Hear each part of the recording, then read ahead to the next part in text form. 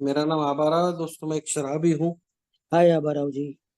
और मैं दोस्तों मेरा नाम आबाराव और मैं एक शराबी हूँ, और केवल आज बड़ी ईश्वर की कृपा है दोस्तों, और आप सभी लोगों ने मेरे लिए की हुई प्रार्थना दोस्तों और मुझे दी हुई आशा, मुझे मेरा किया हुआ स्वीकार दोस्तों। एक एक दिन के हिसाब से 17 जनवरी 2009 से शराब से दूर हूँ दोस्तों। अमन ग्रुप हैदराबाद मेरा होम ग्रुप है और मैंने मार्गदर्शक लिया हुआ है और मैं कुछ स्पॉन्सर के साथ खुशी से काम कर रहा हूँ दोस्तों। परिवार मेरे साथ ही है, छोड़ करके नहीं चला गया। तो सबसे पहले नवजीवन ग्रुप इंडिया का मैं तहे दिल से आभार व्यक्त करता हूँ कि उन्होंने मुझे इस लायक समझा कि मैं यहाँ आके अपने अनुभवों के द्वारा कुछ सेवा का कार्य कर सकूं। मुझे आज जो विषय दिया है दोस्तों, सोसाइटी में आने वाली पारिवारिक समस्याएं और उसका समाधान। तो दोस्तों बड़ा खुश हूँ आज कि मैं आपके बीच में हूँ और जीवित हूँ, क्योंकि 26.5 साल का शराबी जीवन लेके जब भी मैं अल्कोहलिक्स अनोनिमस में मेरे मर्जी के विरुद्ध लाया था ना दोस्तों, तो ऐसी कोई भी उम्मीद बची नहीं थी मुझे बचाने की। हर एक चीज मेरे साथ हुई थी दोस्तों, तांत्रिक मांत्रिक झाड़ू झटका, साइकियाट्रिक ट्रीटमेंट, मेडिकल काउंसलिंग। हर पूनम को मेरे सर के ऊपर से क्या क्या निकाल करके फेंकते थे, उतार उतार करके। ताबीजे, गंडे हैं, दौरे हैं, नींबू है। उसके उपरांत मेरी बीवी दोस्तों हफ्ते में 5 बार उपवास करती थी और ईश्वर से एक ही चीज मांगती थी, वो थी कि मेरे आदमी को, मेरे पति को शराब से दूर करो, हमें कुछ भी नहीं चाहिए। शायद वही प्रार्थनाएं काम में आई दोस्तों, या मेरे माता पिता ने किए हुए जो पुण्य कर्म थे, मुझे अल्कोहलिक्स अनोनिमस में आने के लिए वो मैसेज मेरे पत्नी को मिला दोस्तों। 22 मार्च 2005 को पहला मीटिंग मैंने मुंबई में किया। उस दिन मेरे साथ मेरी पत्नी और मेरे दोनों बच्चे, एक बड़ा लड़का 19 साल, छोटा लड़का 14 साल। तो दोस्तों वो मीटिंग में मुझे आशा मिली, मुझे बीमारी के बारे में जानकारी मिली, और यहाँ ये भी बताया गया आप लोगों के द्वारा कि ये बीमारी मानसिक है, शारीरिक है, सामाजिक है, कौटुंबिक है, आर्थिक है, आध्यात्मिक शून्यता के स्वरूप में है, कभी भी अच्छी न होने वाली है, कभी भी अपने को मान्य न करने देने वाली डिसीज ऑफ डिनाइल, और बढ़ते जाने वाली। लेकिन इसका समाधान है ऐसा, क्योंकि बाहर मुझे सहायता नहीं मिली थी, लेकिन यहाँ आप लोग बता रहे थे कि यहाँ पे शराब से दूरी बनाने में हम लोग कामयाब हो सकते हैं, एक एक दिन के हिसाब से, 1 डे एट ए टाइम। और मुझे यहाँ 2-3 चीजें बताई गई थी। वो ये थी कि पहला ही घोट जो है, फर्स्ट ड्रिंक, वो हमको ज्यादा डैमेज करता है, क्योंकि उसके बाद वो शारीरिक एलर्जी हमें जीने नहीं देती दोस्तों, वो विवश कर देती है बार बार शराब पीने के लिए। और फिर वही अस्त व्यस्तता है जो पेज नंबर 52 में लिखी हुई है दोस्तों, कि हम अपने व्यक्तिगत संबंध संभाल के या व्यवस्थित नहीं रख पाते, हम मिजरी और डिप्रेशन के शिकार होते हैं। बोलता है हमारे जो भावनात्मक जो स्वभाव है या स्पिरिचुअल नेचर्स बोला गया है, उसको हम उसके शिकार हो जाते हैं। हम दुखों में रहते हैं हमेशा, हम डरों में रहते हैं, हमें जीवन जीना ही नहीं आता है, व्यक्तिगत संबंध हमारे हम संभाल नहीं पाते। ये सब चीजें थी दोस्तों जो मेरे साथ हो रही थी बार। और मैं अलग अलग तरीके से अलग अलग प्रयोग करके मैं सोच रहा था कि इसको या तो नियंत्रण में करूं या फिर इसको छोड़ूं। सही बीमारी का स्वरूप यही है दोस्तों, कि मैं ये दोनों चीज नहीं कर पा रहा था। चाहते हुए भी मैं ना तो इसको नियंत्रण में कर पा रहा था, ना छोड़ पा रहा था। और यहाँ पे हमें बताया जाता है कि हमारी बीमारी मानसिक तौर पे है, हमारे दिमाग को लगी हुई बीमारी, हमारे विचारों को लगी हुई बीमारी। तो जब तक वो विचारों में आमूलाग्र बदलाव हम नहीं लाएंगे तब तक हमें कोई सहायता न मिलेगी। तो सहायता मिलेगी कहाँ से? तो सहायता मिलेगी 12 कदमों का आध्यात्मिक कार्यक्रम, जो वास्तविकता में मुझे ये बताने वाला है कि मेरे वास्तविक प्रॉब्लम क्या है। मैं क्यों बार बार शराब के पास जाता हूँ, क्यों मुझे बार बार गुस्सा आता है, क्यों मैं बदले की भावना रखता हूँ, खुन्नस। मेरे हमेशा मेरे में डर क्यों समाये हुए रहते, मैं हमेशा डरा डरा सा सहमा सहमा सा क्यों रहता हूँ। मेरी जो सेक्स के प्रति जो भावना है उसको मैं नियंत्रण में क्यों नहीं कर पाता। मैं आलसी क्यों हूं, मेरे में दुनिया भर का अहंकार क्यों है। तो ये सब चीजों का मैं वास्तविकता में दोस्तों, मैं या तो कल के बारे में चिंता परेशान, या मतलब मैं जिसको बोलता हूँ हम कि चिंताग्रस्त रहते थे, या प्रायश्चित करते रहते थे, या आने वाले कल के बारे में, भविष्य के बारे में क्या होगा बोल के उसके बारे में फिर दुखी रहते थे, चिंताग्रस्त रहते थे। वास्तविकता में हम आज में कभी भी नहीं जी दोस्तों, ये मेरा प्रॉब्लम था। और जब ये अल्कोहलिक्स अनोनिमस में आया, संयमित जीवन में मुझे ईश्वर ने वो आशीर्वाद दिया कि मैं संयमित जीवन में आ गया दोस्तों। प्रॉब्लम शायद संयमित जीवन में आना नहीं था, क्योंकि आप लोगों ने मेरा, मैं जैसा हूँ वैसा स्वीकार किया था और मुझे अवगत कराया था कि वास्तविकता में मेरा प्रॉब्लम शराब नहीं है। मेरे प्रॉब्लम है मेरे चारित्रिक दोष, मेरे गुण दोष, और मेरे अंदर वो नैसर्गिक प्रवृत्ति का व्यभिचार, अतिरेक जिसको हम कहते हैं। तो उसके ऊपर काम करना है। तो वास्तविकता में मेरी इच्छा के अनुसार मैं हर एक चीज को अपने स्वरूप में, अपने हिसाब से चलाने का प्रयत्न कर रहा था। तो यहाँ बताया जाता है कि अपनी इच्छा और अपना जीवन अगर मैं किसी उच्च शक्ति के ऊपर, उनके चरणों में अगर समर्पित करता हूँ और उनकी इच्छा जानने का प्रयत्न करता हूँ, तो मेरे कुछ प्रॉब्लम सॉल्व हो सकते हैं। लेकिन उसके लिए मुझे कृति करना पड़ेगी, काम करना पड़ेगा। क्योंकि इसका कारण ये था दोस्तों कि आज का विषय इतना महत्वपूर्ण मेरे लिए क्यों है और आप सभी लोगों के लिए महत्वपूर्ण क्यों होना चाहिए। उसका कारण है दोस्तों कि मैं शराब से तो दूर था, लेकिन मेरा गुस्सा, मेरा खुन्नस, मेरे लस्ट के प्रॉब्लम, मेरा चिड़चिड़ापन और मेरे निर्णय लेने की क्षमता है बिल्कुल इतना अस्वस्थ, मैं क्या बोलता हूँ उसको, कि टॉलरेंस ही नहीं है मेरे अंदर, संयमित पना ही नहीं है, संयम ही नहीं मेरे अंदर। एकदम इरिटेट हो जाता हूँ, मैं गुस्से में आ जाता हूँ, एकदम नफरत से मैं गाली देता हूँ, मुंह पे जो मर्जी मेरे मुंह में आता है वो बक देता हूँ। समझ ही नहीं पा रहा था कि सामने वाले व्यक्ति को कितना मैं दुख पहुंचा रहा हूँ और ये क्यों हो रहा, कि तो शराब से तो दूर हूँ। और यहाँ ये जो मुझे बताया गया था कि आध्यात्मिक स्वरूप है इसका सोल्यूशन का, जब तक आप मेरे अंदर वो आध्यात्मिक जागृति नहीं आएगी तब तक मैं अपने आप को समझ ही नहीं पाऊंगा वास्तविकता में मैं ऐसा क्यों हूँ। तो उस प्रक्रिया में जाने के पहले मेरे साथ बड़ा हादसा हुआ दोस्तों। 11 महीने 8 दिन में सातत्य से मीटिंग में जा रहा था और मार्गदर्शक नहीं लिया था या कोई होम ग्रुप वगैरह नहीं बनाया था मैंने, और बिग बुक को भी मैं 2-3 बार पढ़ा, मेरे समझ में कुछ नहीं आया था दोस्तों। तो मैं वापस शराब के पास गया, क्योंकि मैं मीटिंग में आने का थोड़ा कम कर दिया दोस्तों। और उसके बाद फिर मैं 3.5 साल लगे मुझे वापस आने के लिए। 17 जनवरी को फिर जब मैं आया तो तब पूरी तरह से मैं मार खा के, अच्छा सिखाया था मुझे शराब ने कि वास्तविकता में मेरी औकात क्या है। मौत के मुहाने तक गया था दोस्तों। मैं पागलपन ऐसा हावी था कि स्मृति भ्रंश जिसको बोलते हैं हम, कि मेमोरी लॉस टोटल, कुछ समझ में नहीं आ रहा था जीवन कैसा जीने का, क्यों जीने का, किस लिए जीने का। परिवार तितर बितर हो गया था, बच्चे बड़े हो गए थे, पत्नी जवानी में बूढ़ी लग रही थी दोस्तों, उसके आंखों के सामने बड़े बड़े काले गड्ढे, बाल सफेद हो गए, चेहरे पे झुर्रियां।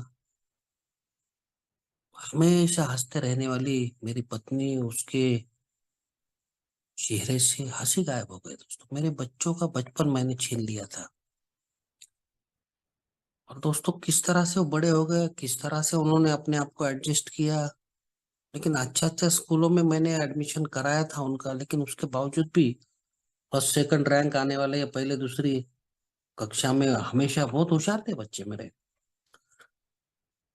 लेकिन बाद में फेल होने लगे। उसके कारण ये थे कि मैं कहाँ पे हूँ, किस अवस्था में हूँ, जीवित हूँ या मरा हूँ। ये देखने के लिए मेरी पत्नी मेरे दोनों बच्चों को लेकर ढूंढती फिरती थी रात में 12-12, 1-1, 2-2 बजे तक कि मैं कहाँ पे हूँ, किस अवस्था में। और दूसरे दिन एग्जाम रहता था, परीक्षाएं रहती थी। एक तरफ मेरी बूढ़ी लाचार माँ, उसका बेड रिटर्न है, उसकी तरफ देखने वाला कोई नहीं। मेरे पिताजी भी शराबी थे। मेरे दो भाई भी शराब पी पी के मरे थे। मेरे पिताजी का भी ब्रेन हेमरेज से मृत्यु हो गई थी दोस्तों। इतने ज्वलंत उदाहरण मेरे सामने रहने के बावजूद भी मैं शराब, और वही पीड़ा, वही यातना, वही तकलीफ, वही सफरिंग उनको दे रहा था बार बार। और वो बेचारे, उनके पास कोई चारा नहीं था, वो सहन करते जा रहे थे। और उन्हीं के वो अच्छे कर्म थे दोस्तों कि उन्होंने मुझे छोड़ के नहीं गए, इसलिए मैं जीवित हूँ। तो इसलिए यहाँ बताया जाता है दोस्तों कि बरसों तक एक शराबी के साथ जीवन बिताते हुए पत्नी और बच्चों को भी मानसिक रोग हो जाना लगभग संभव रहता है। ज्यादा करके फैमिली पूरा बर्बाद हो जाती है, उनको मानसिक दृष्टि से हो जाती है। पूरा का पूरा परिवार रोगी हो जाता है बोलता। एक शराबी का परिवार जब जब अतीत की काली छाया से ग्रस्त हो रहेगा, क्योंकि लगभग हर एक शराबी का शराबी जीवन शरारती रहता है बोलता है, नटखट और हास्यजनक। मतलब हम लोग दुनिया के लिए हंसी बन जाते हैं। मैं ऐसे ऐसे हरकतें का अपमानजनक, बदनामी वाला, वो दुखद। मेरा भी परिवार वैसा ही था दोस्तों, बड़ा दुखी था, हताश था, निराश था, मजबूर था, और बड़ा बीमार था दोस्तों। उनको समझ में नहीं आ रहा था। कितनी बार अभी संयमी जीवन में आने के बाद मेरी पत्नी और मेरे बच्चे, कितनी बार हम लोग परसों ही तुलजापुर पंढरपुर जाके आए दोस्तों, 8-15 दिन पहले की बात है। तो जाते जाते एक जगह पे हम रुके कुछ खाना खाने के लिए ढाबे पे। तो मेरा बच्चा मेरे माँ को, मेरी बीवी को बोल रहा था कि देखो मम्मी, तुमको याद है कि हम लोग क्या सोचते थे पापा जब भी शराब पीता था और अपने ऊपर अत्याचार करता था कि चलो पापा को छोड़ के कहाँ तो भी दूर निकल जाएंगे, अनजाने प्रदेश में वहां जाके भीख मांगेंगे किसी मंदिर के सामने, या फिर कोई ना कोई दवा लाके अपना खात्मा कर लेंगे। ये विचार थे दोस्तों मेरे पत्नी और मेरे बच्चों के। क्योंकि उस तरह से मैंने उनको पीड़ा पहुंचाई थी दोस्तों, दुख। और रोज दुख, हर रोज वही साइकिल, ज्यादा ही कम नहीं। मेरा अत्याचार, मेरा व्याभिचार, मेरा दुख देना, सफर करवाना बढ़ते ही जा रहा था। ना तो मैं उनको खाने दे रहा था, ना उनको सोने दे रहा था, ना जीने दे रहा था दोस्तों। वास्तविकता में मैं उनको रोज के रोज इतनी पीड़ाएं, इतना यातनाएं दे रहा था दोस्तों कि मैं आज ईश्वर से सबसे पहले यही हाथ जोड़ के प्रार्थना करता हूँ कि मेरा कोई दुश्मन भी हो जिसने मेरी पूरी संपत्ति छीन ली, उसको भी हे ईश्वर ऐसी खतरनाक बीमारी मत दे। अगर खतरनाक बीमारी दिया भी तो कम से कम परिवार मत दे उसको। क्योंकि मेरा दोष है और मैं पीड़ित, मतलब मैं खुद इतना व्यभिचारी हूं, और मेरे गुनाहों का सजा भुगत रहे मेरे परिवार वाले, जबकि उनकी कोई भी गलती नहीं है। खाली इतनी गलती है कि वो मेरे साथ जुड़े हुए हैं दोस्त। इसलिए हेनरी फोर्ड ने एक बार कहा था कि हमारे जैसे ये शराबी के जीवन में अनुभव ही सर्वोच्च मूल्यवान चीज है। वह तब है, वो मूल्यवान कब हो सकता है वो बात, कि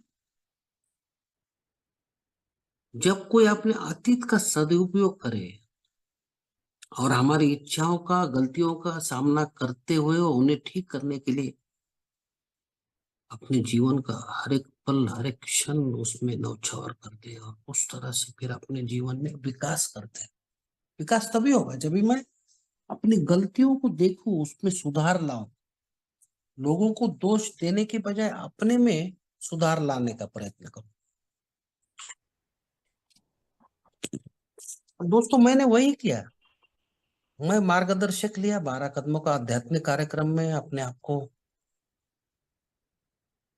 झोंक दिया। मैं कार्यक्रम करते करते उसका आचरण करने के लिए सबसे बड़ा मेरे को ईश्वर ने और एक मौका दिया कि मुझे सर्विस में डाल दिया। मैं जिस ग्रुप को अपना होम ग्रुप मानता था, उसी ग्रुप में मुझे सेवा करने का मौका मिला दोस्तों। फिर मैं इंटर ग्रुप में सेवा किया, उसके बाद मैं आज डेलीगेट हूँ। पिछले 15 सालों से, लगभग 15 साल हो जाएंगे मुझे अभी। मुझे दिया हुआ ये जो बोनस जीवन है ना दोस्तों, उसको हर एक क्षेत्र में मैं लागू करने का प्रयत्न करता हूँ। ये तत्वों, 12 कदम है, 12 परंपरा है, 12 कॉन्सेप्ट है। मुझे मिली हुई सौगात जो है आपके द्वारा, मुझे मिले हुए आपके मार्गदर्शन, हर एक चीज का मैं अपने हर एक क्षेत्र में उसको लागू करने का प्रयत्न करता हूँ। इसलिए क्या होता है दोस्तों कि अतीत में अपने को उपेक्षित और अपने साथ दुर्व्यवहार किए जाने के कारण बच्चे और बीवी ये सोचते थे कि उनको उतना नई चीज मिल रहा है आज भी जितना उनको मिलना चाहिए। उनको ना तो प्रेम मिल रहा है, क्योंकि उनकी उम्र निकल गई थी दोस्तों। अभी बच्चे मेरे बड़े हो गए थे, 19 साल, 14 साल। मैं उनको अभी क्या प्रेम करूंगा, क्या उठाऊंगा गोद में, कहाँ लेके जाऊंगा, गार्डन में, पार्क में, क्या उसको आइसक्रीम लेके खिलाऊंगा, कहाँ साइकिल। मेरे बीवी ने दूसरों के हाथ से मेरे बच्चों को साइकिल सिखाई है। दूसरों के हाथ से मेरे बच्चों को मेरे बीवी ने ले जाके स्विमिंग सिखाया, जबकि मैं पिया हुआ किधर पड़ा हुआ रहता। कि मैं क्या उनके साथ वो सुनहरे पल जो मैंने गवा दिए थे, वो कहाँ से लौटा के लाऊंगा यार। मैं लौटा के ला सकता हूँ आज, जो मेरे हाथ में, जो सत सत विवेक मुझे वापस लौटाया ना ईश्वर ने दोस्तों। मुझे उतनी सद्बुद्धि तो ईश्वर ने दी है कि आज मैं अपने दुर्गुणों का, मैंने की हुई पीड़ा यातना का क्षमा याचना करके भूल सुधार करूं और आने वाले दिनों में उनके साथ कुछ समय बिताऊं। मैं आज मेरा जो 24 घंटा है ना दोस्तों, उसको मैं डिवाइड करता हूँ और प्राथमिकता से हर एक काम करता हूँ। इसके लिए यहाँ बोला जाता है कि पहला काम पहले करो। पहला काम ये कि मेरे फैमिली, मेरा परिवार सुखी रहे, आनंदी रहे, प्रसन्न रहे, उन्मुक्त रहे, हैप्पी जॉयसन फ्री हम जिसको कहते हैं। वो कभी होगा जब भी मैं उनको डोमिनेट करने के बजाय, उनके पैर खींचने के बजाय उनके साथ समय बिताऊं, उनको स्वतंत्रता दो, उनके साथ ज्यादा से ज्यादा इंटरेक्शन करो, पुनर्निर्माण करो अपने परिवार का। और उसके लिए बहुत पापड़ बेलने पड़े दोस्तों। क्षमा याचना करना इतना आसान नहीं है। मेरे जैसे शराबी के साथ इतना समय बिताने के बाद शायद ही कोई पत्नी, शायद ही कोई बेटा।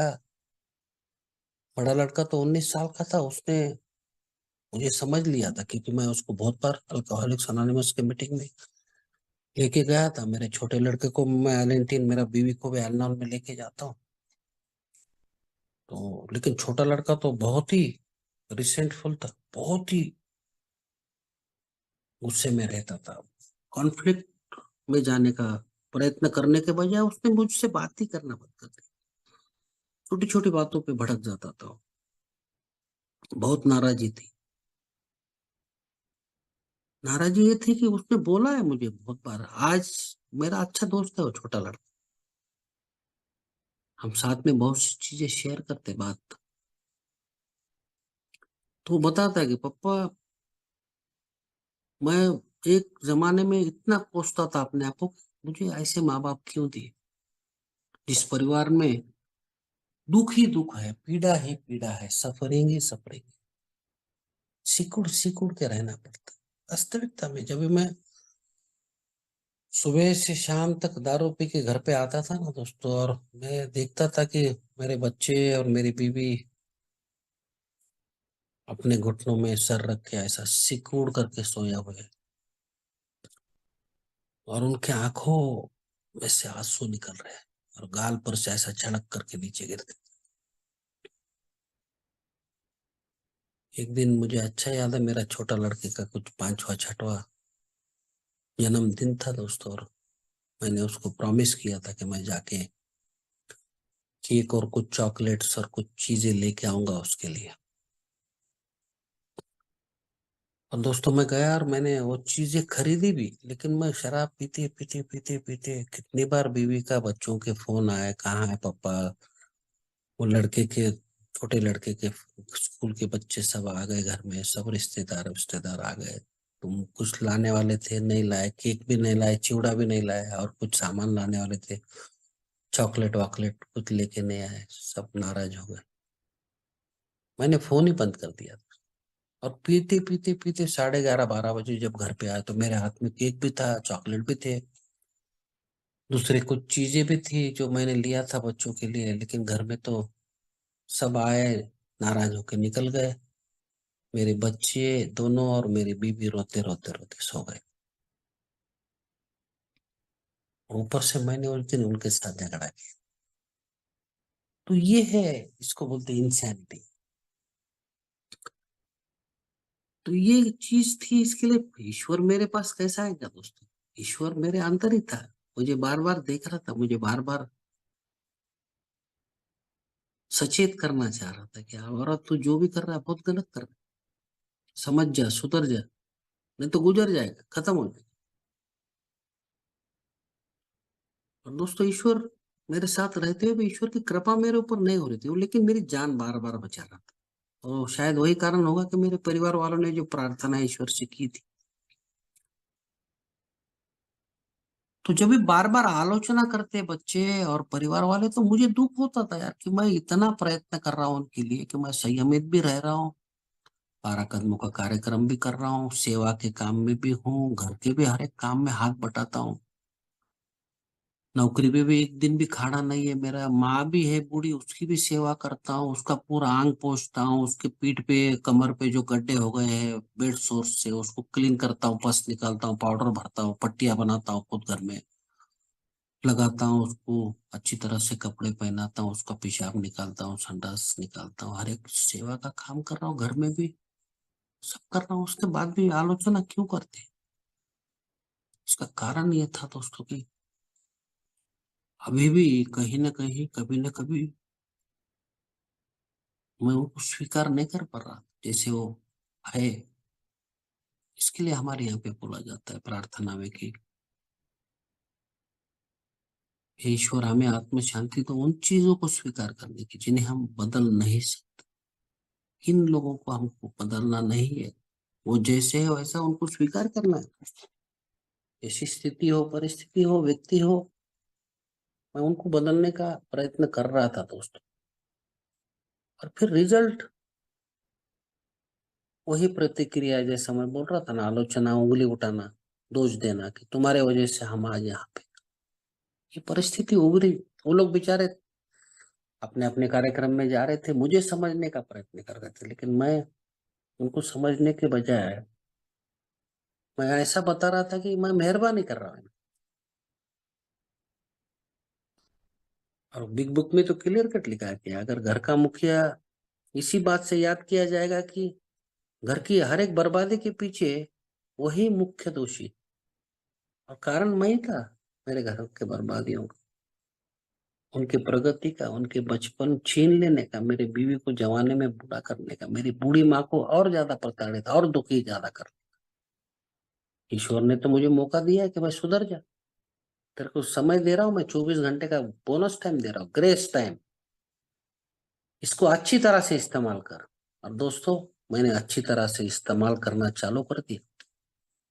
माँ की सेवा की 9.5 साल, मेरी माँ ने मेरे हाथ में हाथ पकड़ के अपना आखिरी सांस लिया, और खुशी खुशी से विदा हो गए। उसके आंखों में से खुशी के आंसू झलक रहे।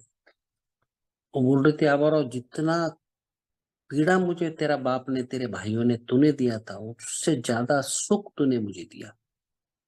इतनी सेवा कोई भी बेटा ने नहीं किया होगा अपनी माँ का, उतना सेवा तूने किया मेरा। ये मेरे माँ के आखिरी शब्द थे। तो इतना संयम, इतनी ताकत, इतनी शक्ति मुझे कहाँ से मिली दोस्त? तो ये जो फेलोशिप है अल्कोहलिक्स अनोनिमस के और आध्यात्मिक कार्यक्रम 12 कदमों का, और ये जो प्रार्थनाएं है ना दोस्तों, ये प्रार्थना के द्वारा और आप सबके अनुभवों के द्वारा मुझे उतनी शक्ति मिली। मेरे परिवार का भी जो रीयूनियन तो बोलते हैं हम, रीयूनियन और रिकंस्ट्रक्शन ऑफ लाइफ। आज पत्नी इतनी खुश है दोस्तों, लेकिन बहुत ज्यादा बीमार रहती है क्योंकि उम्र भी हो गई है। उसको सर्वाइकल स्पॉन्डिलोसिस है, क्योंकि कभी मैंने उसके बाल पकड़ करके दीवार पे मारा होगा। उसको कमर को दर्द है, उसका नंबर पूरा प्रेस हो गया बोलता है। एक बार मैं ऐसा किधर तो भी उसको लेके जा रहा तो बहुत बड़ा नाली का काम चल रहा था मुंबई में, और उसके अंदर ही गिरी हूँ, तो नीचे पत्थर के ऊपर ही गिरी। तो उसका भी, उसको कमर दर्द भी है, दोनों घुटने में पट्टी लगती है उसको। तो अभी यहाँ पे एक पतंजलि का वेलनेस सेंटर खुला है हैदराबाद में, जो हरिद्वार में है, ये रामदेव बाबा का। वहां पे वो पूरा योगा थेरापी, मसाज, वो उसके बाद ऑयल थेरापी जिसको बोलते हो, और उसके बाद स्टीम है। वो पोटली में कुछ भर भर के उसको मांस ये करते हैं। उस सिंगी बोल के, जो गाय के सिंग रहते हैं, उसके अंदर से खून, जो खराब खून रहता है शरीर के अंदर, वो निकालते हैं। ऐसे बहुत सी प्रक्रिया है। मैं रोज उसको यहाँ से सुबह में लेके जाता हूँ, 4.5-5 घंटा लगता है। मैं बैठता हूँ वहां पे, वो पूरा होने के बाद फिर उसको लेके आता हूँ। तो ये सब मैं आज क्यों कर रहा हूँ दोस्तों? क्योंकि आज मुझे मालूम है कि वो मेरे घर के सदस्य मेरे लिए कितने महत्वपूर्ण हैं, जिन्होंने अपनी पूरी जिंदगी मेरे लिए खपा दी। तो आज घर में तीखी बहस हो, आत्मदया या आत्मनिर्णय हो, या नाराजगी हो, या आलोचना से कोई बातें होती है अगर रहती, तो मैं अपने आप को उसमें से बाजू को कर देता हूँ। मैं मुंह को मुंह नहीं लगाता हूँ। मैं बोलता हूँ कि ये लोगों का अधिकार है यार बोलने का, क्योंकि इन्होंने जिंदगी भर इन्होंने बात ही नहीं करने दिया था। तो आज उनका अधिकार है बात करने का, तो इसलिए यहाँ बोला जाता है कि उनको 2 बार चांस देना चाहिए बात करने का। उसके बाद फिर हम लोगों को रिएक्ट करने के बजाय रिस्पॉन्ड करना चाहिए। तो मैं रिस्पॉन्ड करता हूँ, क्योंकि हमारे जैसे शराबियों के परिवार वालों को पूरी दुनिया भी सोशली एक्सेप्ट नहीं करते दोस्तों। ना तो कोई कार्यक्रम में बुलाते हैं, ना कोई फंक्शन में हमको आमंत्रित किया जाता है। बहिष्कृत किया गया था मेरे जैसे शराबी को और मेरे परिवार को भी। इसलिए टूट गए थे मेरे बच्चे, इंट्रोवर्ट हो गए थे। ऐसा मतलब एकदम आत्मग्लानि जिसको बोलते हैं ना, वो न्यूनगंड के शिकार, ऐसा नहीं, कमतरी जिसको बोलते हैं ना, कि हमारे अंदर ही कुछ कमी है। लेकिन नहीं, आज जब वो वैलेंटाइन में अनलॉन में जाते हैं, एल्कोहलिक अनोनिमस का परसों या कन्वेंशन हुआ, तो मेरा छोटा लड़का भी मेरे साथ ही था, और मेरा बीवी भी मेरे साथ ही थी। लेकिन आज समस्या है दोस्त। मैं इसके लिए आज का विषय को अभी यहाँ से आगे जस्टिफाई करने का कोशिश करूंगा।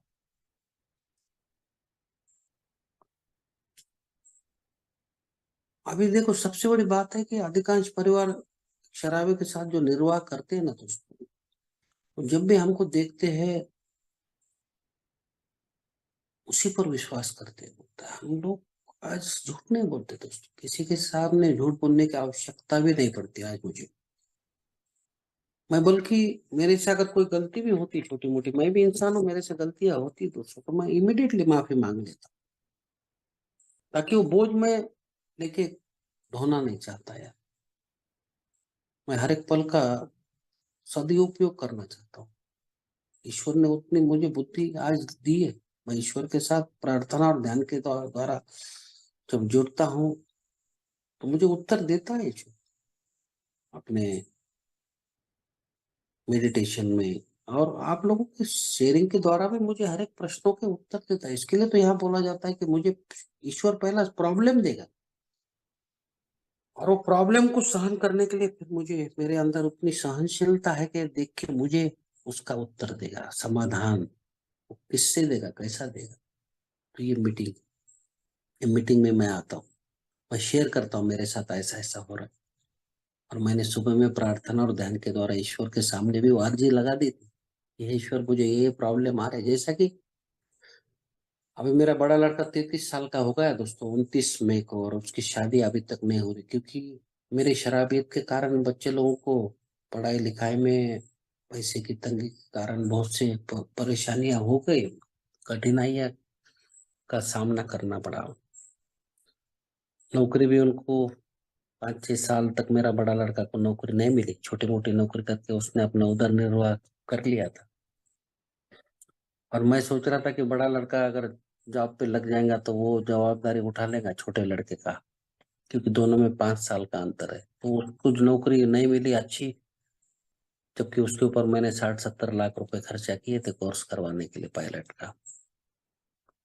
अब उसको नौकरी नहीं है तो छोटा लड़के का जवाबदारी फिर मेरे ऊपर आ गया। फिर मैंने स्टूडेंट लोन, पीएफ लोन, ये लोन वो लोन करके उसका भी एजुकेशन पूरा करने का प्रयत्न किया, लेकिन पैसे की, क्योंकि पहले बड़े लड़के का लोन था, इसका भी लोन करने के लिए गया तो उतना लोन नहीं मिल रहा है, तो बच्चे को 2 साल घर में बैठना पड़ा डिग्री होने के बाद। उसको पोस्ट ग्रेजुएशन के लिए मुझे बाहर भेजने का था। तो ये कठिनाई आई दोस्तों, लेकिन मुझे हिम्मत यहीं से मिली, आप लोगों से ही मिली। मैंने हर एक चीज ईश्वर के साथ साझा की, उनसे मैं वार्तालाप करता रहा, प्रार्थना करता रहा। सही टाइम सही वक्त देख के ही ईश्वर मुझे जो भी देने का वो देगा। उसको मालूम है कब देने का है, कैसा देने का, कितना देने का। दोस्तों, ईश्वर ने सभी परेशानियां दूर करने के लिए मेरे पास बहुत से अवकाश थे, बहुत से अपॉर्चुनिटीज मुझे दी। लेकिन हमारे जैसे शराबी, मैं मेरा वैयक्तिक मेरा अनुभव शेयर करूंगा यहाँ पे, कि दोस्तों मैं काफी सालों से शराब पीते हुए मैंने जितनी भी परेशानियां झेली है ना, और मैंने जितने भी अनुभव लिए अपने जीवन में, मैं बहुत ही ज्यादा कॉशियस, मतलब जिसको बोलते हैं जागरूक रहता हूँ। हर एक चीज के बारे में बहुत सोचता हूँ कि यार ऐसा नहीं, ऐसा होगा तो क्या, ऐसा नहीं वैसा होगा। इसके लिए साढ़े 14 14.5 15 साल हो रहे दोस्तों मुझे शराब से दूर रह के। मैं अभी अभी ये साल में 2022 में मैंने घर बनाना स्टार्ट किया था, अभी 23 में, अभी रिसेंटली, मतलब 1 महीना पहले मैं अपने खुद के घर में आया। मतलब घर बनाने के लिए भी मुझे इतना समय लगा, और घर भी नहीं था, किराए के घर में रहते थे, लड़के वाले आके देख के जा रहे थे। एक तो लड़का केरला में जॉब करता है, लोग चाहते हैं कि हैदराबाद में मिले, और हमारे ज्यादा कुछ उम्मीद नहीं थी। हम तो चाहते थे कि हमारे जैसे सादे सुधे लोग हो, संस्कारी हो, आदर सत्कार करने वाले हो, मान मर्यादा देने वाले हो, भगवान को मानने वाले हो। लेकिन ईश्वर की मर्जी कुछ और रहेगी दोस्तों। तो बड़े लड़के का शायद इस साल शादी करने का हमारा इरादा है, ईश्वर क्या करेगा। लेकिन कभी कभी अंदर से ऐसा महसूस होता है दोस्तों कि यार इस सभी के लिए शायद मैं ही जवाबदार हूँ, मेरे वजह से बच्चे लोगों को इतनी तकलीफ हो रही। छोटे लड़के का एजुकेशन हुआ, उसको अच्छा जॉब मिला, अभी उसका भी शादी करने का उम्र उसका भी हो गया, 27-28 साल का वो भी हो गया। तो ये सब चीजें हैं। तो इसके लिए अभी जब फैमिली आफ्टरवर्ड्स में हमने 9वां अध्याय जब हम पढ़ते, लास्ट में 3 चीजें लिखी हुई रहती है दोस्तों, कभी भी हम पढ़ते तो first thing first, live and let live, और इजी डज इट। इसका मतलब है कि प्राथमिकता वाले कार्य पहले करें। तो अभी प्राथमिकता ये है कि दोस्तों हमारे घर में सुखी, प्रसन्न और उन्मुक्त वातावरण। घर में झगड़े फिसाद, आलोचना, एक दूसरे के ऊपर उंगली उठाना, दोष देना। मैं शराब पीते टाइम वही करता था, ब्लेमिंग नहीं चाहता मेरा, इस तुम्हारे वजह से, तुम्हारे वजह। लेकिन आज नहीं, आज ब्लेम मैं लेता हूँ, मेरे वजह से हो रहा है। इसके लिए मैं बताया ना, मुझे कभी कभी अंदर से ऐसा महसूस होता है कि यार इस सब चीजों के लिए मैं कारण भी। लेकिन मेरी बीवी मुझे बड़ी हिम्मत देती, वो बोलती नहीं देखो, कि हर एक चीज अपने टाइम पे ही होगी। उनके भी कुछ पिछले जन्म के कुछ ऐसे कुछ कर्म होंगे जिसकी वजह से उनको बहुत से, अभी नए पीने वाले लोगों के बच्चे भी मैं देखता हूँ। मेरा एक दोस्त है नॉन अल्कोहलिक, उसका लड़का, उसका तो बहुत बड़ा यहाँ हैदराबाद में 2-3 प्रॉपर्टीज है, अच्छा लड़का भी पढ़ा लिखा है, हाइट भी है, स्मार्ट भी है, फिर भी 38 साल का उम्र हो गया उसका, शादी भी नहीं, इकुलता एक लड़का। तो उन्होंने तो बहुत से पूजा वूजा की, यहाँ से सुब्रमण्यम स्वामी को लेके गया और कहाँ का क्या क्या पूजा की, नाग सर्पदोष, काल सर्पदोष, क्या क्या बोल रहे थे। तो मैं इसके लिए बोलता हूँ ना कि फर्स्ट थिंग फर्स्ट, प्राथमिकता वाले कार्य हम अगर पहले करेंगे तो पहले, सबसे पहले घर में शांति हो, वातावरण अच्छा हो, प्रसन्न हो। उनके बच्चे, मेरे जब ये 18 साल के हो गए तो मुझे सिखाया गया, मेरे मार्गदर्शक और अपने तत्वों के द्वारा, कि जब भी वो बच्चे बड़े होते तो let them take their own decision. उनके कोई भी व्यक्तिगत जो निर्णय रहते उसमें हम लोग नाक फंसना नहीं चाहिए।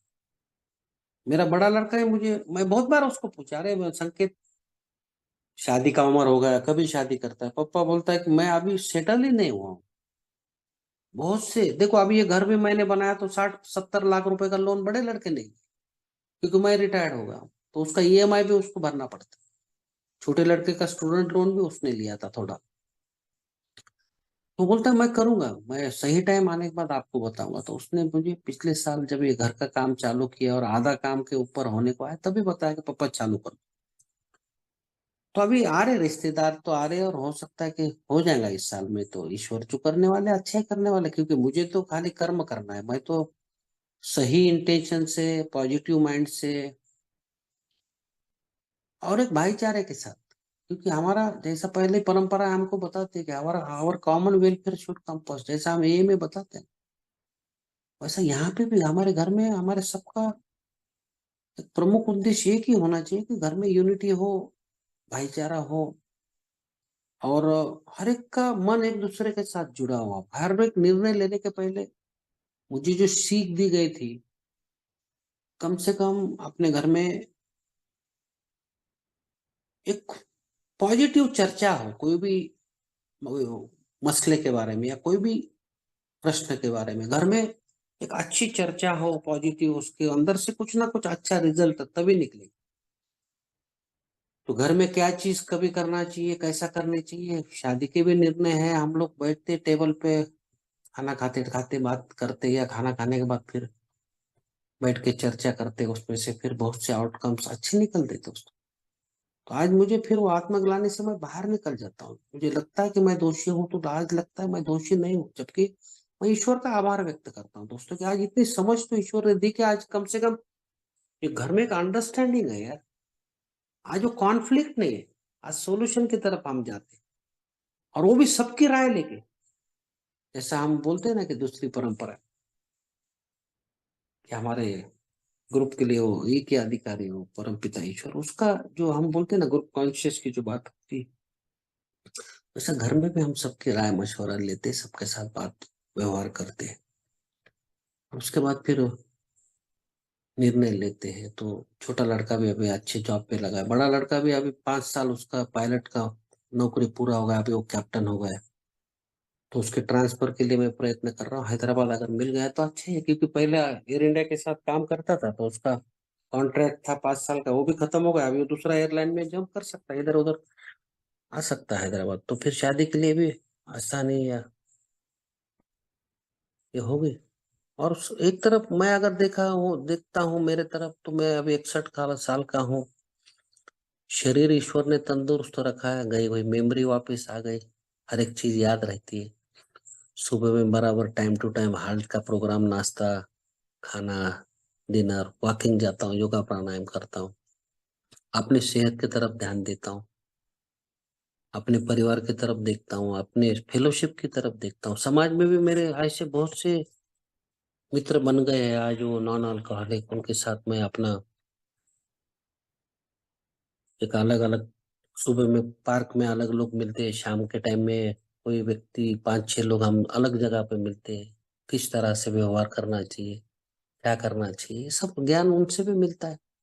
सोशल एक्टिविटी में भी हूँ, कहाँ पे मुझे बुलाया जाता है तो मैं जाता हूँ सेवा करने के लिए। एक कार्यक्रम तो 24 घंटा प्रायोरिटी में आगे रखता है, हर रोज मीटिंग में जाता हूँ, हर रोज नए भाइयों से बात करता हूँ। मेरे स्पॉन्सर के साथ हफ्ते में एक बार बात होती है, फिजिकली एक बार मिलता हूँ हफ्ते में। स्पॉन्सर के साथ रोज के रोज बातचीत होती रहती है, कार्यक्रम के ऊपर हूँ, कार्यक्रम का आचरण करने का प्रयत्न करता हूँ, जो मिलता है वो देने का भी प्रयत्न करता हूँ। घर में सुखी समाधान आनंदी है। बहुत सी चीजें ऐसे जहाँ पे हमको होना चाहिए था वहां पे हम नहीं है, लेकिन उसका कोई उसकी गिल्ट नहीं है दोस्तों, उसका कोई ऐसा नहीं लगता कि पछतावा मुझे हो रहा है, क्योंकि आज मेरे पास जो भी है वो जो मैं चाह रहा था। एक जमाने में तो ईश्वर इतना कृपालु था, इतना दयालु था दोस्तों। मुंबई जैसे शहर में मेरे 3 फ्लैट, 4 व्हीलर, 4 4 व्हीलर उस टाइम में भी था, दो, एक बुलेट थी, एक स्कूटर थी। अच्छा अच्छे क्लबों का मेंबर था दोस्तों, और मेरे चॉइस का ब्रांड पीता था मैं, अच्छा एकदम फर्स्ट क्लास। लेकिन मेरे कर्म जो है, मेरी बीमारी ऐसी थी दोस्तों कि मैंने वो एक भी नहीं रखा। और यहाँ मैं 12.5 13.5 साल किराए के घर में था, और आज ईश्वर ने मेरी हमारी अपेक्षा से अच्छा घर, अपेक्षा से अच्छे बच्चों को नौकरी, और अपेक्षा से अच्छा एक जीवन अपने को अगर दिया ईश्वर ने, तो ईश्वर का आभार मैं 24 घंटा मानता हूँ दोस्तों। और उसमें सबसे ज्यादा आभार तो मैं आप लोगों का मानता हूँ, क्योंकि आप ही लोग थे जिन्होंने मेरा स्वीकार किया था दोस्तों, पहली मीटिंग में 22 मार्च 2005 को।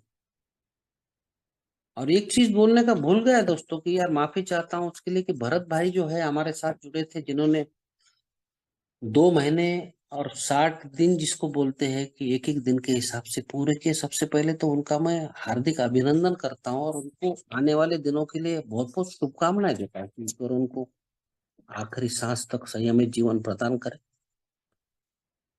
और जो भी कोई नया भाई अगर यहाँ पे स्ट्रगल कर रहा है अंदर बाहर जाने के लिए, अगर कोई ये कर रहा है, तो मैं हाथ जोड़ के एक ही विनंती करता हूँ कि यार जीवन, हमको सबसे बड़ी बात है कि हमको पीना तो आता था लेकिन जीना नहीं आता था। और ये अल्कोहलिक्स अनोनिमस में आने के बाद हमको जीना सीख गए हम लोग, हमको जीना आ गया। और ये प्रोग्राम ही है, हाउ टू लिव, कैसा जीने का है। और अगर हम परिवार के सदस्य हैं तो हमारे कर्तव्य बनते कुछ परिवार के प्रति, हमारी कुछ जवाबदारियां बनती परिवार के प्रति, और वो भी नैतिक जवाबदारियां मैं कहता हूँ। समाधान है यहाँ पे यार, केवल अपने आप को रिएक्ट करने के बजाय रिस्पॉन्ड करो, और कम से कम कुछ समय अपने पत्नी के लिए, अगर अनमैरिड है तो माँ बाप के लिए, भाई बहनों के लिए। अभी रक्षाबंधन गया, 3 महीने थी मेरी, 3 महीने थी, मतलब है 3 महीने मेरी। उसमें से एक बहन काफी गरीब है बेचारी, और बाकी 2 बहनें तो अच्छी है मतलब। तो पहले मैं जब शराबी था तो वहां अच्छा मेरी खातिरदारी होती थी बोल के वो दोनों बहनों के पास ही जाता था। लेकिन जब से संयमित जीवन में आया हूं मैं, मेरी जो बहन जो है, जो आर्थिक दृष्टि थोड़ी कमजोर है, मैं उसी के पास जाता हूँ, और उसी के साथ मेरा रक्षाबंधन का मेरा जो त्योहार मनाता हूँ, वो भी बड़ी खुश होती है। और यही समाधान है दोस्तों कि आज कम से कम एक सही और गलत में का अंतर करने में हम लोग कामयाब तो हो पा रहे। नहीं तो पहले तो वही चीज थी यार दोस्तों कि मैं जो गलत था उसको ही सही समझता था, और उसी को सही साबित करने का प्रयत्न करता, सही साबित करना। और इसके लिए तो दोस्तों आज जब भी मैं पीछे मुड़ के देखता हूँ तो सबसे बड़ी बात क्या होती है साथ मेरे साथ दोस्तों, और किस लिए मुझे आभार व्यक्त करते रहना चाहिए अपने परम पिता ईश्वर का, अल्कोहलिक्स अनोनिमस का, आप सभी लोगों का, मेरे परिवार वालों का। इसलिए दोस्तों कि वो जो प्रॉमिसेस है, जब भी मैं नवा कदम करके जब मैं देखता हूँ ना दोस्तों कि हमारे विकास की इस अवस्था में अगर हम सही में मेहनती है हम लोग, ये पूरा प्रोग्राम ही एक्शन का है। उसमें सबसे ज्यादा एक्शन तो मुझे 6वें और 7वें कदम में करना पड़ता है दोस्तों।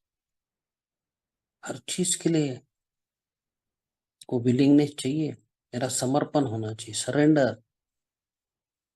मुझे आगे जाने का है तो मेरे अंदर के जितने भी खचाखच भरे हुए चारित्रिक दोष है उसको समझना, उसके ऊपर काम करना, उसको निकाल के फेंकने के लिए ईश्वर से रोज का रोज प्रार्थना करना। छठवां और सातवां कदम बहुत ज्यादा एक्शन कर, उसके बाद और ज्यादा एक्शन बोलो तो आठवां नौवां कदम।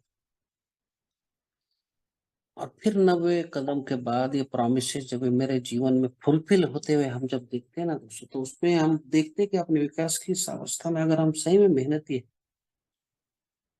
तो आधी दूरी तय करने से पहले का मतलब है कि चौथे से 90 कदम तक हम बराबर 4 स्टेप जब हम पूरे करते हैं ना दोस्तों, तभी ये प्रोमिस हमारे। और उसके बाद फिर 10वां कदम में पूरा चौथा कदम से लेके 9वां कदम तक का पूरा रिवीजन। मुझे आज भी मैं कहाँ पे सेल्फिश हूँ, कहाँ डिसऑनेस्ट हूँ, आज भी मेरे कुछ छुपे हुए कुछ मोटिव्स है क्या,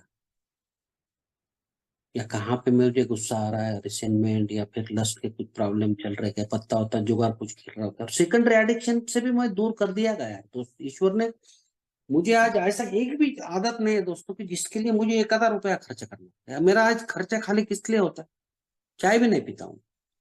मेरा खर्चा इसलिए होता है दोस्तों कि मैं खाली मीटिंग में आने जाने के लिए पेट्रोल लगता है, और वहां मैं किट्टी में ईमानदारी के साथ जितना भी मेरे हाथ में आता है उतना पूरा डाल के आता हूँ। और नए भाइयों के साथ मेरे से जितना भी प्रयत्न मैं करता हूँ उसको मदद करने की, क्योंकि मेरी मदद तो आप लोगों ने किया स्टार्ट शुरुआती दिनों में। मेरे चाय के पैसे आप लोगों ने किट्टी में डाले दोस्तों, मुझे कन्वेंशन में आप लोगों ने टिकट निकाल के लेके गए, मेरा रजिस्ट्रेशन आप लोगों ने करवाया, मेरे पैर में चप्पल नहीं थी तो आप लोगों ने मुझे चप्पल लेके दी। कि मेरा भी कुछ फर्ज बनता है, नहीं बनता है नए भाइयों के लिए, तो वो काम मैं करता हूँ क्योंकि उसके लिए सक्षम तो मुझे ईश्वर ने बना। मेरा जो शराब के लिए पैसा बर्बाद हो रहा था, जा रहा था, तंबाकू गुटखा खाता था, गलत गलत काम करता था दोस्तों, सब काम जो पैसे बचते थे बच रहे मेरे, आज कहाँ जा रहे पैसे, वो मेरे पास ही है। और इसके लिए तो आज एक अच्छा मजबूती के साथ मैं अपने पैरों पे खड़ा हूँ, किसी के सामने हाथ फैलाने की आवश्यकता नहीं है। और इसलिए तो वो जो 12 जो प्रॉमिसेस हमको जो बार बार हमको बताते हैं कि भाई तेरे को क्यों आभारी होना चाहिए, क्यों कृतज्ञ होना चाहिए, तो ये प्रोग्राम ही है पूरा कृतज्ञता का, आभार व्यक्त करते रहने। तो जब तक मैं आभार व्यक्त करते नहीं रहूं तब तक मेरे अंदर वो विनम्रता नहीं है, मेरा अहंकार टूटेगा ही। तो हर चीज के लिए आभार, जिंदा उठा हूं सुबह में, आज का दिन दिया उसके लिए आभार। फिर आज के दिन के लिए मेरे कुछ कर्तव्य बनते, मेरे परिवार के प्रति, मेरे समाज के प्रति, मेरे अल्कोहलिक्स अनोनिमस के प्रति, परम पिता ईश्वर के प्रति, उसके लिए मैं ईश्वर से मैं तैयार हूँ, मानसिक दृष्टि शारीरिक दृष्टि, आई एम विलिंग, मेरे को कुछ भी काम बोलो मैं करने के लिए तैयार हूँ, बोलते ईश्वर से एक मार्गदर्शन 24 घंटे के लिए मुझे अच्छा डायरेक्शन दो बोल के मांगता हूँ। और यहाँ पे 12 प्रोमिस में हमको जिस तरह से बताया गया कि हम एक नई आजादी और नए सुखद क्षणों को प्राप्त करने में, तो नई आजादी मिली मेरे को, हर एक चीज की आजादी। आज शराब पीने का नहीं पीने का उसकी आजादी, तंबाकू खाने का नहीं खाने का उसकी आजादी, पत्ता खेलने का नहीं खेलने का उसकी आजादी, गलत काम करूं या नहीं करूं उसकी।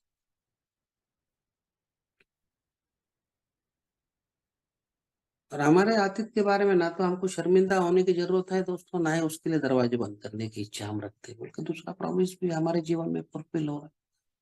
आज तो उल्टा मेरा पुराना जो मेरा पास्ट है वो मेरे लिए एसेट है, मेरे लिए पूंजी है, क्योंकि वही मेरी जो पूंजी है वो नए भाइयों को एक जीवन दान दे सकती है, उनका जीवन में खुशियां ला सकती है, उनको आशा मैं दे सकता हूँ अपने अनुभव से।